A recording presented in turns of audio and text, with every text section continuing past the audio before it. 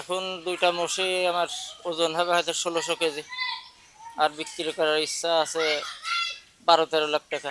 উচ্চতা হচ্ছে 6 ফিট, আর লম্বাই আছে হচ্ছে 8 ফিট, বেড় আছে 7 ফিট 9 ইঞ্চি মতো। ঈদি বাড়িতে পালন করি ঈদি বেচার জন্যই।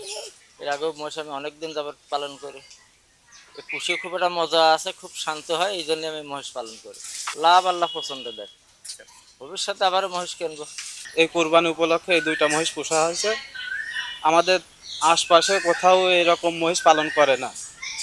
আমরা এই খামারি হিসাবে মনে করেন যে এবছর দুইটা রাখছি, আগামীতে আল্লাহ যদি ভালো করে আরো বড় আকারে পালন করার মতন চেষ্টা করি। আমাদের মহিষগুলো আসলে খাবার খায় একদম ন্যাচারাল, যেগুলা বলতে গেলে ফেসারি আছে, ছোলা আছে, আপনার গম আছে, কুসরের গুড় আছে, এইগুলাই।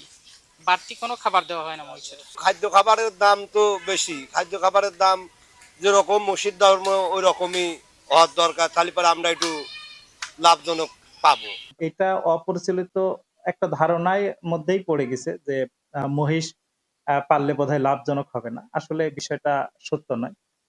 এখানে যদি আমরা সঠিকভাবে পরিচর্যা করতে পারি এবং খাবার দিতে পারি সঠিক মাত্রায়, তাহলে মহিষ পালনে লাভজনক পেশা হিসাবে বিবেচিত হয়। মহিষ পালনে আমরা আসলে সরকারি যে খাস জমিগুলো আছে সেগুলা যদি এই মহিষ পালনকারীদের মাঝে বন্টন করা যায়, তাহলে পর্যাপ্ত ঘাস চাষ করতে পারলে মহিষ পালনটা জনপ্রিয়।